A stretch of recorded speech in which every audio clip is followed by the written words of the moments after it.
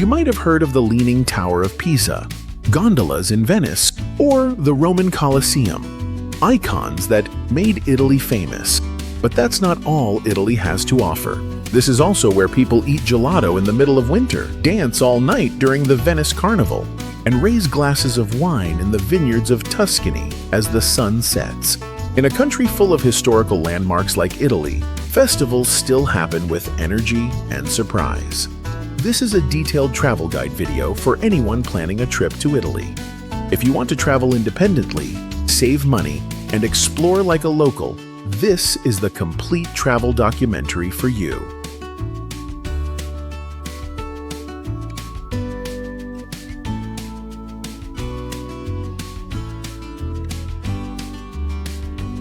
Why you should visit. Located in southern Europe, Italy is one of those destinations that leave an impression from your first experience. Starting in Rome, an ancient city where you'll find historical buildings right in the middle of residential areas. You can walk along cobbled streets to the Colosseum, then turn into Trastevere, a neighborhood with flower-filled balconies and wine bars that stay open late. You might visit Italy in February, which is carnival season in Venice, the biggest masquerade festival of the year.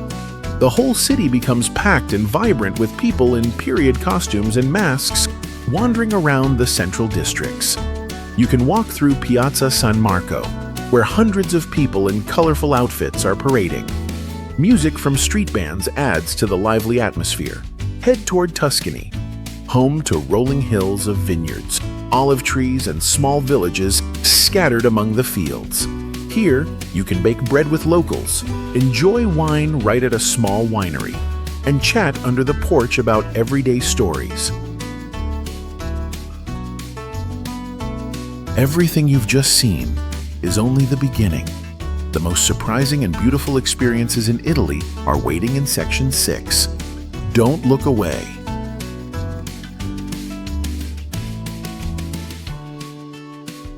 Best time to visit and ideal seasons. Italy has 4 distinct seasons, each offering a unique experience. You can always find the right time to visit. Spring, April, June. Pleasant weather, blooming flowers, and vibrant cities without overwhelming crowds. This is when major events like Salone del Mobile, the design fair in Milan, and Giornata FAI take place, where many heritage sites open for free across the country. Perfect for those who love culture and relaxed exploration.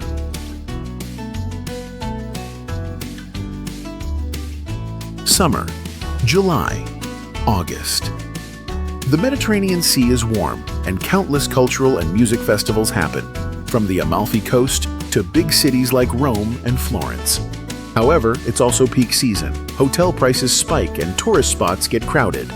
Especially around Ferragosto, August 15th, many local shops close as Italians go on holiday. Fall, September to November. Cooler air, grape and olive harvest season begins. Also the time for truffle, wine, and traditional food festivals, especially in the Alba region.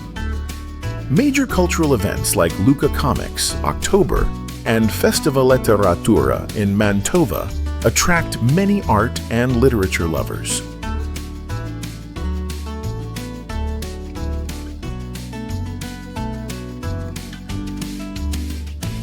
Winter, December, March. A season of snow-covered villages in the Alps and Dolomites. A paradise for skiing, Christmas spirit, and the Venice Carnival. February, make Italy magical and sparkling. It's also low season, meaning more affordable prices and fewer crowds.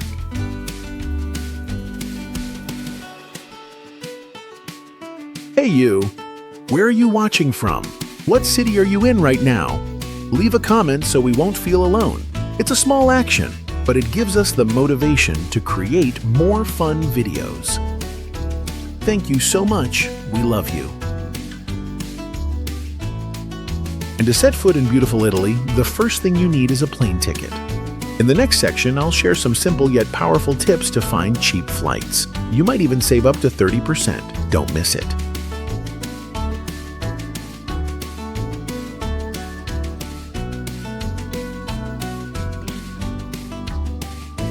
Flights, visa, and entry requirements. Italy is a dream destination in Europe, with its treasure trove of art, ancient architecture, and top-tier cuisine. To ensure a smooth journey, this travel guide will help you prepare thoroughly, covering essential information about flights, visas, and entry procedures right from the planning stage. Flight routes and popular airlines. From the US, you can easily fly to major airports like Rome Fiumicino, FCO, Milan Malpensa, MXP, or Venice Marco Polo, VCE.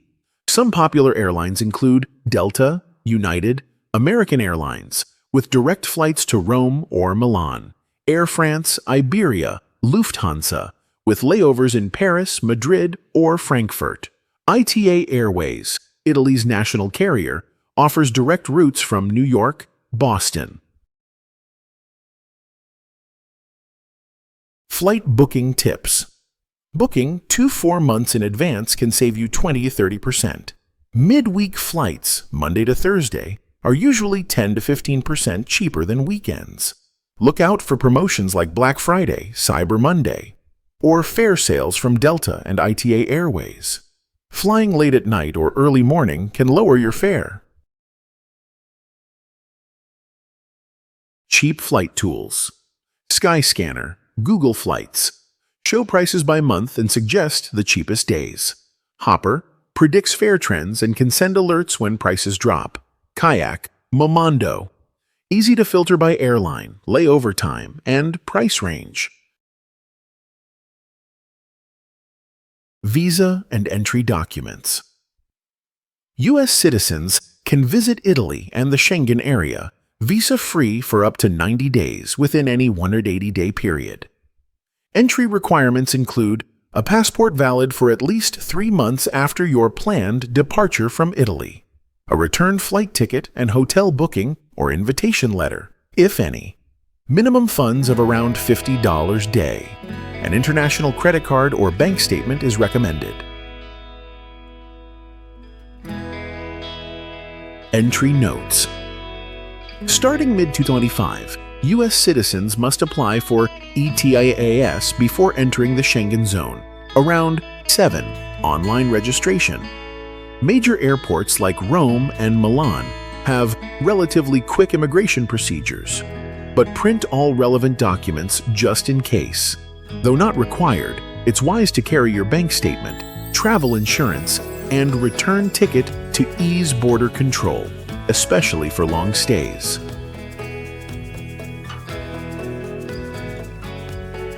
And once you land in Italy, there are a few things you really should know.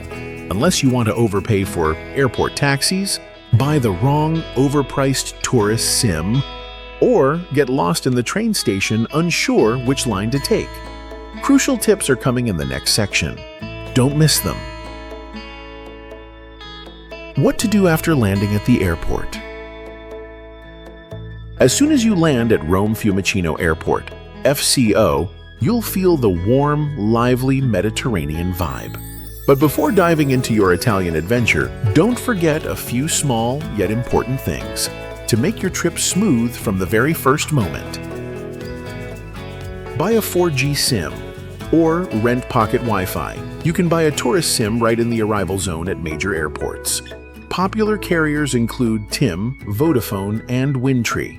Common data plans from 10-20 GB for 7 to 15 days, priced around $16 to $27. If you're traveling in a group, consider renting a portable Wi-Fi hotspot to share, convenient for staying connected together. If your phone supports eSIM, apps like Airalo or Holafly work great. No need to swap SIM cards, just scan a code and go. Exchange a bit of cash. Italy uses the euro, $, and most restaurants and hotels accept international cards. However, it's still wise to exchange $50,000 to $100, about $55,000 to $110 for taxis, small eateries, or tipping hotel staff. Airport rates are often poor, so exchange just enough there and find a better rate in central Rome or Milan. Useful apps to download in advance. Trenitalia or Italo for booking trains between major cities. Move It. Check city bus metro schedules in Rome, Free Now or Bolt. Hail a taxi or private car in Rome and other cities. Google Translate, helpful if you're not familiar with Italian. Many places still don't use English. Getting from the airport to the city center. From Rome Fiumicino, FCO, Leonardo Express. High-speed train takes 32 minutes to Termini Station, around $16 per ride. Fast, direct, no stops. TerraVision, Esite or EasyBus. Cheap option at 7 or 9 months, but takes 50-60 minutes. Official taxi, flat rate of $55 to Central Rome. Make sure to choose a car with a government-issued emblem. Important notes for first-time visitors to Italy. Avoid exchanging money at small booths outside airports, poor rates and hidden fees. Don't hail taxis on the street. Use an app or make sure the taxi has a clear license plate and meter. Italian summers can be hot, while winters are often rainy. Pack suitable clothes even before leaving the airport. Everything's ready. Now it's time to start your journey. But where should you go first? Where's the most convenient place to stay? In the next part, I'll share a 7-day Italy itinerary that's well-balanced, time-saving, and packed with unforgettable experiences.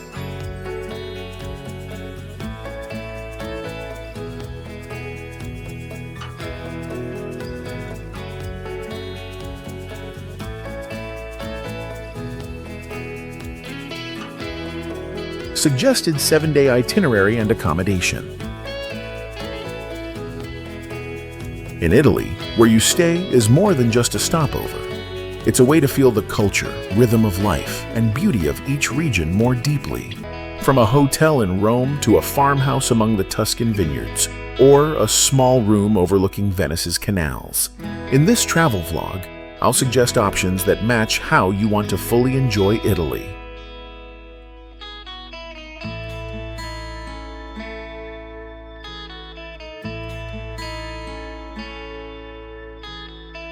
Day 1 to 2. Rome. On your first day in Rome, you can start by visiting the Colosseum, the largest Roman arena still standing. It once hosted gladiator fights, sometimes with wild beasts, to entertain the crowds. It can get crowded inside, but going early makes it easier to explore. Then, you can walk to the Trevi Fountain. Many people come here to toss a coin into the water. According to old legend, those who do will return to Rome one day. You can stop in Trastevere, an old neighborhood. There are many small, simple eateries. You can sit on the sidewalk and enjoy traditional pizza or pasta like carbonara or cacio e pepe. On the second day, if you're interested in art and religion, take time to explore the Vatican. The Vatican museums are vast, showcasing many famous works, including the hand-painted ceiling by Michelangelo in the Sistine Chapel. When your feet get tired, you can stop by Campo dei Fiori or Piazza Navona. Both have small shops, local gelato stands, and street performers. For dinner, Tonarello in Trastevere is a great pick, a casual place always packed with people, famous for traditional pasta dishes like carbonara, amatriciana, or cacio e pepe, rich in flavor and very affordable. For accommodations, if you want a luxury stay, Hotel de Russi around $600 per night is a high-end option, close to the center and easy to get around. But if you're looking for comfort at a reasonable price, Hotel Smeraldo, $180 night, is in the historical center, walking distance to the main spots.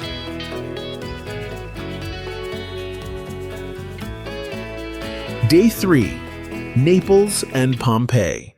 After leaving Rome, you can take a high-speed train for about 1 hour to Naples, the biggest city in southern Italy. Once you arrive, grab a bite at a local pizza shop. Neapolitan pizza is usually simple. Thin crust, lots of tomato sauce, and just enough cheese. Simple, yet delicious. From Naples' center, take the Circumvesuviana train from Garibaldi Station, just beneath Napoli Centrale. to Pompeii, the ancient ruins buried by Mount Vesuvius nearly 2,000 years ago. It takes 30-40 minutes to get there by train or car. Once there, you can walk along the old stone roads and see remains of houses, squares, and Roman wall paintings. As you walk through the wide archaeological area, you'll get a sense of ancient Roman life, from public baths and kitchens to theaters and food shops. Rent an audio guide or join a guided tour to understand each area in more depth. If you plan to continue to the Amalfi Coast the next day, you can stay overnight in Sorrento. It's a small, quiet town and an easy base to visit places like Positano or Capri. But if you're just exploring Naples for the day, staying in the center is also convenient, especially near the train station. In Naples, you can choose Una Hotels Napoli, a centrally located hotel for about $150 per night. Good for walking or taking the train. In Sorrento, Hotel Il Nido is a popular pick. Sea view rooms, peaceful, prices from about $140 per night, and shuttle service to the town center if you prefer not to walk. Are you eyeing a destination but don't know where to begin? Drop the name of the place in the comments. We'll plan an itinerary, estimate the costs, and create a travel vlog just for you. Who knows? Your dream trip might be the next video on this channel. Thank you and much love.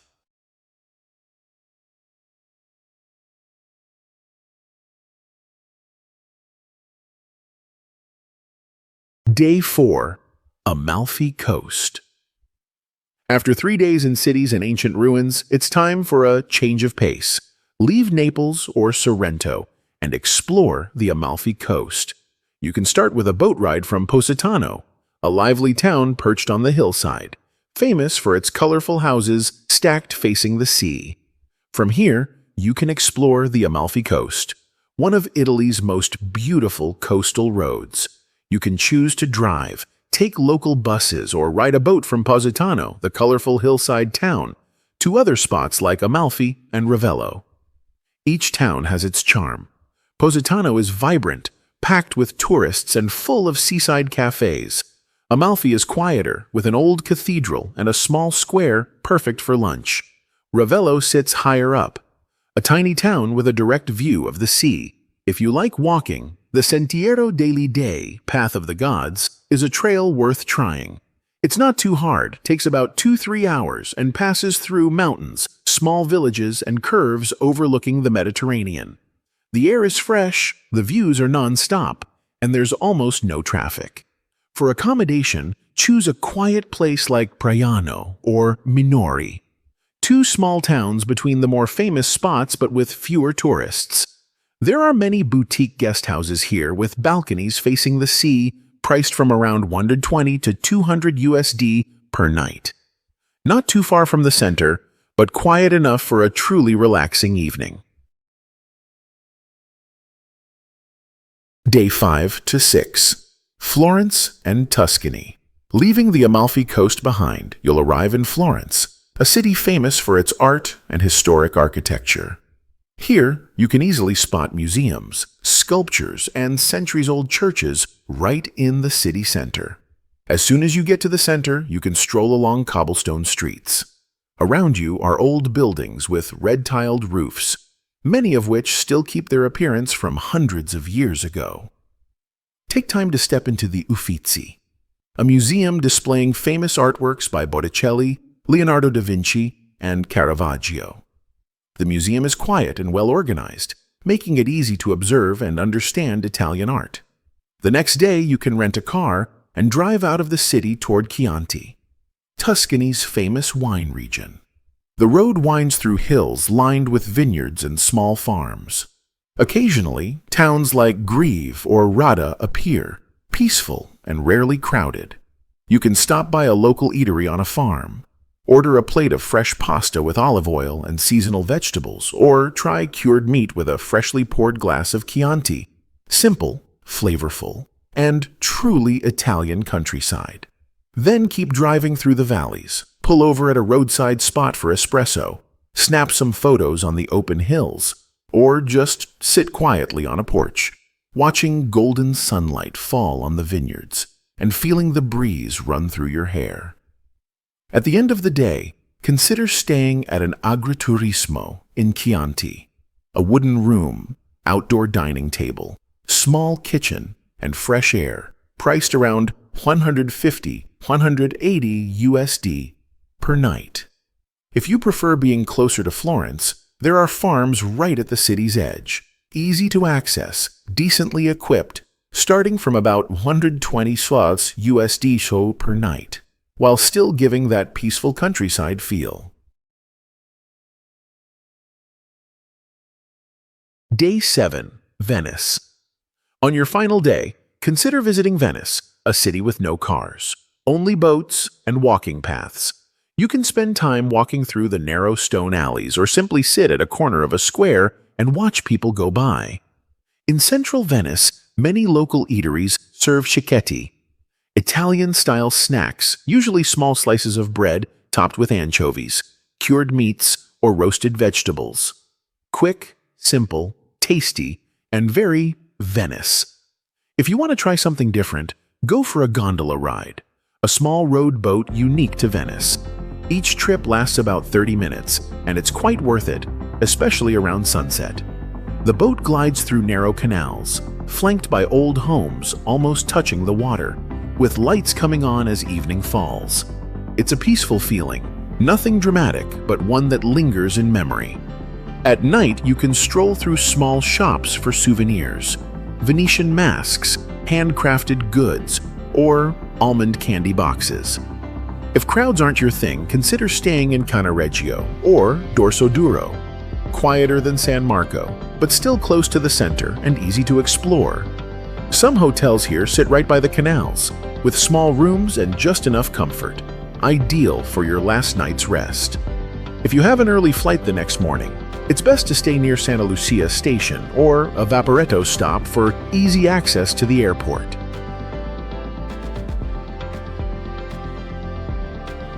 Italy isn't just the Leaning Tower of Pisa or the gliding gondolas in Venice. It also has places so beautiful, you'll wonder why no one ever told you sooner.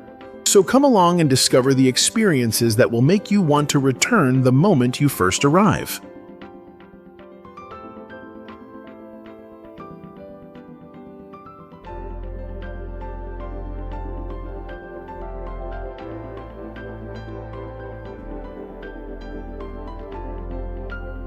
Destinations and unique experiences. In this travel documentary journey, we'll explore a very different side of Italy, where each city isn't just a stop, but a living slice of life in motion. From the cliffs of coastal Liguria, the quiet canals of Venice, to the wish-filled piazzas at the heart of Rome. Gondola ride in Venice. If it's your first time in Venice, taking a gondola ride is something you should try at least once. These are traditional wooden boats, usually carrying 2–4 people, gliding through the narrow canals between old buildings that sit right on the water's edge. You'll sit in the boat for about 30–45 minutes, while the gondolier, often dressed in a striped shirt, rows you under stone bridges and through historic neighborhoods, sometimes even singing. Not everyone finds the high price worth it, typically around 80 to 120 euros per ride. But if you want to feel the charm of old Venice from the water, this is the most direct and unforgettable way.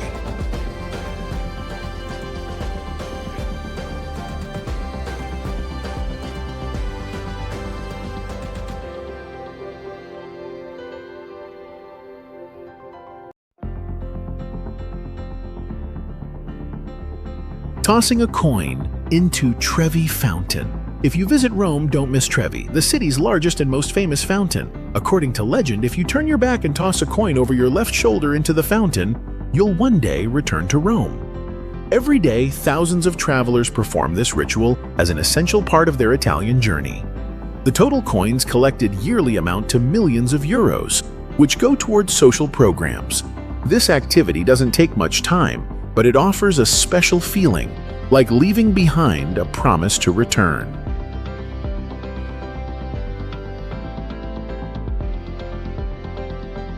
Leaving behind the seaside towns and peaceful Mediterranean shores, the journey will take you into a deeply traditional Italy, where festivals, drums, and local customs are still an everyday part of life.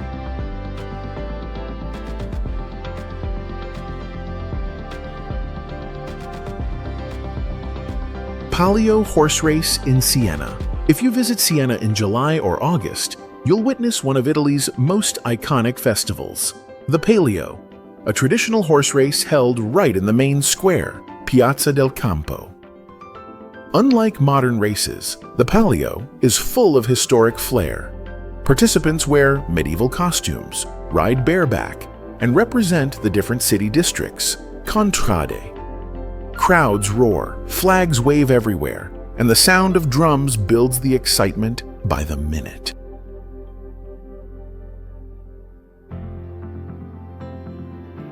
La Festa dei Ceri.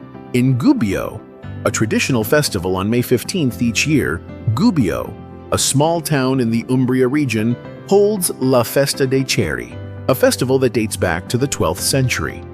This is not a performance event, but a moment when locals carry 3 large wooden frames, ceri, representing 3 saints, running through the old streets and up to the top of Monte Ingino Hill. You'll see the entire town filled with colors, drums beating everywhere, and people cheering enthusiastically.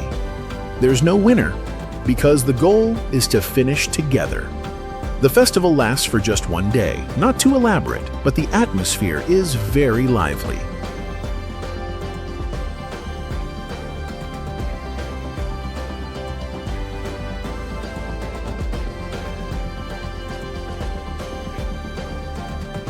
And perhaps nothing is more delightful than ending a day in Italy by cooking a traditional dish yourself, or wandering through a local market, where you can easily understand people through the way they eat, cook, and chat every day.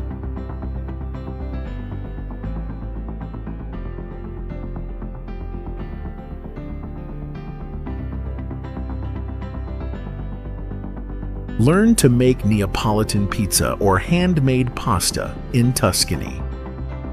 If you want to understand where Italian cuisine begins, try joining a cooking class in Naples or Tuscany. There, you'll knead dough by hand, craft a traditional pizza crust, or roll fresh pasta using flour and eggs. The instructors are often local chefs or farm hosts. They'll show you how to pick ingredients, season the sauce, and bake properly. After finishing, you'll sit down to enjoy the dish you've made yourself, along with a glass of local wine.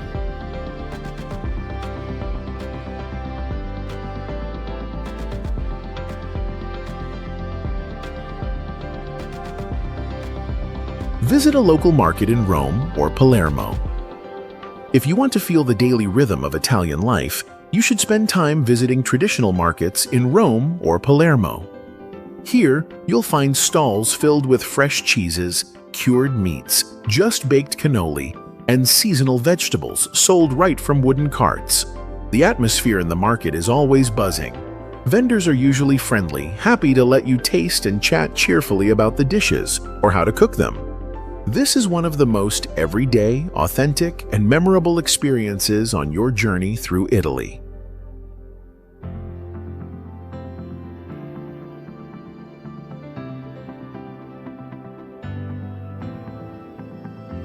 Really want to go to Italy but worried about the cost? Don't worry. The next section will help you quickly estimate food, lodging, transportation, and experiences, so you can pack your bag and live your Italian dream without breaking the bank.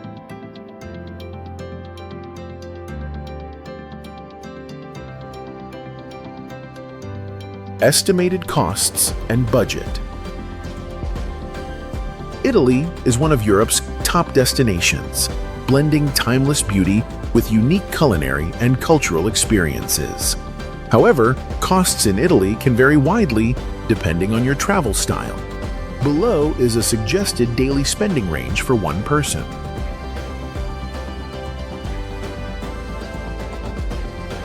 Italy isn't as expensive as Switzerland or Norway, but it's not exactly cheap either. Luckily, it's quite flexible. With a 100 to 150 USD a day budget, you can stay in dorms or small B&Bs, eat at traditional pizza and pasta spots, use regional buses or trains, and visit historical sites with low-cost tickets like churches, museums, and ruins. With a 150 to 250 USD a day budget, you can stay at comfortable hotels, enjoy more flexible dining, travel on high-speed trains like the Frecciarossa, join food or Vespa tours, or buy City Pass combos. For luxury travel, 300 USD and up, you can stay at a resort in Amalfi or Tuscany, dine at Michelin-starred restaurants, hire private boats in Venice, or book personal guides at places like the Vatican or Pompeii. In short, with around 1,500 USD, you can explore Italy in 7 days, from art-filled cities like Rome and Florence to the stunning Mediterranean coast, comfortably and with meaningful experiences.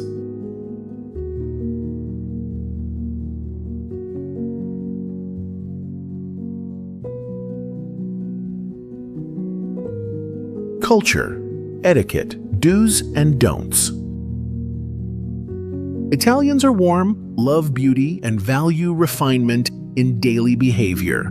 By understanding their culture, you'll clearly see their passion, national pride, and love for art, cuisine, and family. To make your trip more complete, this travel guide section will help you avoid unnecessary misunderstandings. Things you should do. Learn a few basic Italian phrases. Words like buongiorno, good morning, grazie, thank you, and scusi, excuse me, will make locals feel respected and more approachable. Enjoy coffee like Italians do. Espresso is usually taken quickly at the bar, not sipped slowly like in Western cafes. And don't order cappuccino after 11 a.m. Italians believe milk doesn't sit well after breakfast. Dress respectfully, especially when entering churches. Clothing should be modest, no short skirts, sleeveless tops, or shorts, to show respect for sacred spaces. Things to avoid. Don't be loud in public places. Italians do talk a lot, but with finesse. Laughing loudly or speaking too loudly in public spaces like trains, museums, or restaurants can be seen as impolite. Avoid using Italian hand gestures unless you know what they mean. Some common hand gestures in Italy can be offensive if used incorrectly. Don't cut lines or push ahead. Italians may be flexible in many things, but they care deeply about fairness when queuing in cafes, stations, or stores. Understanding and respecting Italian culture not only helps you blend in easily, but also opens the door to refined experiences. From a friendly glance at a corner cafe to a surprise invitation in a sunlit square.